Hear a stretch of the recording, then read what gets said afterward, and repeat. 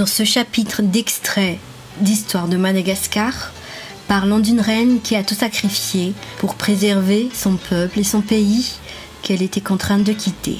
Exilée et terrorisée mentalement par les colons, le début d'une longue histoire et d'un destin sans précédent attend cette reine, dotée d'une beauté particulière qui n'est pas passée inaperçue et qui a fait sans l'ombre d'un doute, a fait d'elle une reine. Son nom de naissance était Razaf Njahit.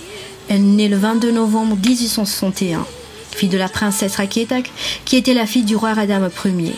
Cette princesse épousa à 16 ans le prince Rachimwernvund et fut proclamée reine de Madagascar à 22 ans sous le nom de Ranavalne III. Mais cette histoire ne fut pas si simple. Le premier ministre Renleerwoon, époux de la reine Ranavalne II, alerté par l'état de santé de sa reine, Renleerwoon se mettait déjà en tête de trouver une autre reine pour assurer la succession du trône et convoita la princesse Razaftimiet comme épouse, mais voilà, cette dernière était déjà l'épouse du prince Rachimwernvund. Mais de par coïncidence, penserez-vous, ce prince tomba gravement malade. Mais le premier ministre Renleerwoon, en personne, lui a convaincu de la gravité de cette soi-disant maladie, qui lui proposa sa chambre pour qu'il puisse bénéficier des soins adéquats. Et le prince Rachimwernvund décéda une semaine après, qui faisait de la princesse Razaf Njahit veuve à l'âge de 21 ans. Quand la reine Ranavalne II décéda, une aubaine pour le premier ministre qui épousa de ce pas la princesse Razaftimiet, qui fut proclamée reine à 22 ans le 22 novembre 1883 sous le nom de Ranavalne III. Une histoire digne des plus grands romans dramatiques et historiques, une princesse qui épouse un homme de 33 ans, son aîné. Cet engouement autour de la beauté de cette reine et son amour pour la mode était déjà repéré par de loin et arriva même dans un article de revue parisien, Le Matin, qui la décrit ainsi. De petite taille, le teint olivâtre, les traits un peu durs, la reine a cependant de la grâce et de la distinction. Les mains sont fines, les pieds sont petits, elle possède une chevelure superbe. Intelligente comme tous les oufs, qui fait référence ici à Merne, elle a été instruite pendant son enfance par les sœurs de Saint-Joseph de Cluny, mais dominée par les partis anglo-ouves, elle a embrassé le protestantisme. Elle a fait venir de Paris un certain nombre de toilettes dont elle aime à se parer pour assister le dimanche aux offices religieux dans la chapelle du palais ou pour ses rares sorties dans un grand palquin. Mais cette coquetterie était aussi décrite chez le Premier ministre, son mari. D'ailleurs, ce journal décrit l'aspect physique de ce Premier ministre d'un ton assez choquant, montrant ainsi que Madagascar était sous la prédomination des colonies françaises.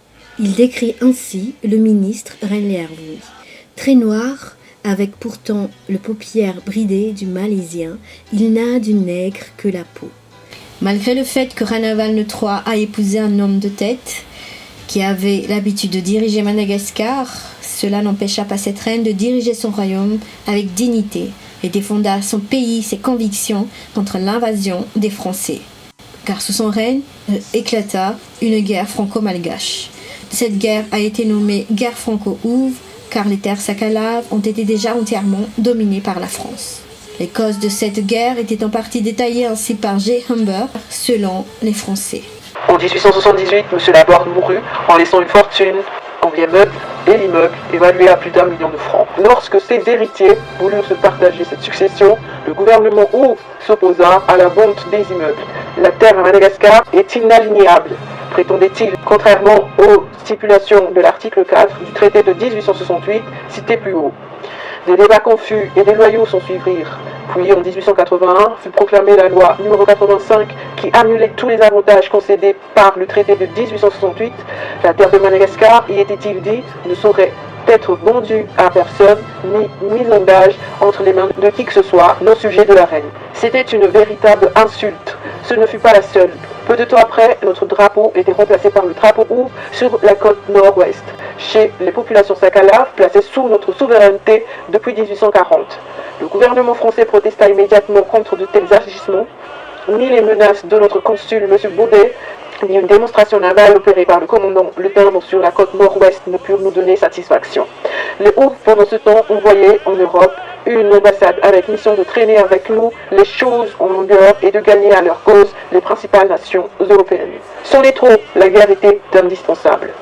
Donnons dans un article spécial le récit des opérations de la campagne qui, commencée au printemps de 1883, se termina par le traité de paix du 7 mars 1886. Nous obtenons les résultats suivants.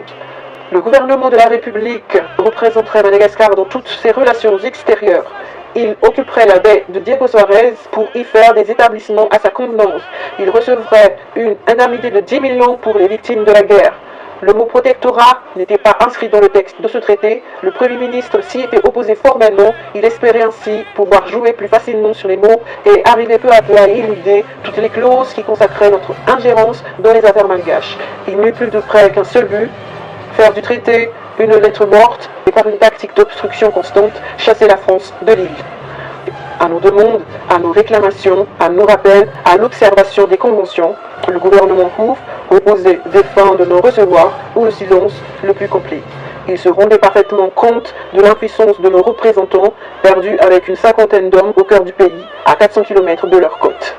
Cet événement imprévu mit le comble à sa mauvaise volonté et acheva de rendre la guerre inévitable. Le 5 août 1890 fut signée la convention franco-anglaise qui, en échange de l'abandon de nos droits à Zanzibar et dans l'île Pemba, reconnaissait notre protectorat avec toutes ses conséquences à Madagascar.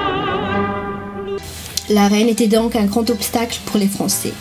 Cette guerre franco-ouf se prolongea jusqu'en septembre 1895, où les Français parvenus devant la capitale Antananarive bombardèrent la colline du Rouvre où se trouvait le palais de la reine, contraignant celle-ci à capituler. C'était la fin de 4 siècles de monarchie même. Le Premier ministre fut exilé à Alger où il mourut l'année suivante. Le 1er octobre 1895, à partir de cet instant, commença les jours sombres de la reine. Elle garda un statut de pseudo-reine, malgré la révolte des Ménalam contre les Français. De cette attaque contre la reine montra que Madagascar était un pays patriotique et très soudé. Mais cette attaque coûta encore plus cher à la reine. Plusieurs membres de son entourage ont été exécutés. Et fut signé un nouveau traité franco-malgache qui stipulait: le gouvernement de Sa Majesté la Reine de Madagascar reconnaît et accepte le protectorat de la France avec toutes ses conséquences. Le 18 janvier 1896, le général Hippolyte Laroche contraignit Ranaval III à signer une déclaration reconnaissant la prise de possession de Madagascar par la France. Ainsi, toute possession royale était déclarée patrimoine français, et ce fut l'abolissement de la monarchie malgache. La reine se fit emprisonner dans son palais, malgré ses tentatives de négociation de se convertir en catholique contre sa liberté, car la reine était de confession protestante, ne furent pas entendues. Elle a déjà été planifiée à être exilée à La Réunion. Elle, ainsi que la princesse Marie-Louise, sa tante Raseda Nour, sa sœur aînée et la fille de cette dernière, Razafina Diamant, l'ont accompagnée.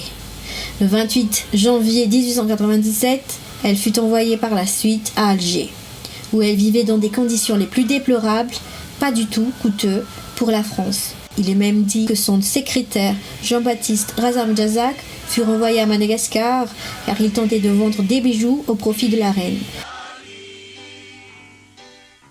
Grâce au gouverneur général d'Alger, qui tentait depuis plusieurs années de négocier des prérogatives pour cette reine, qui ne furent entendues qu'en 1911, elle obtient enfin la liberté de voyager.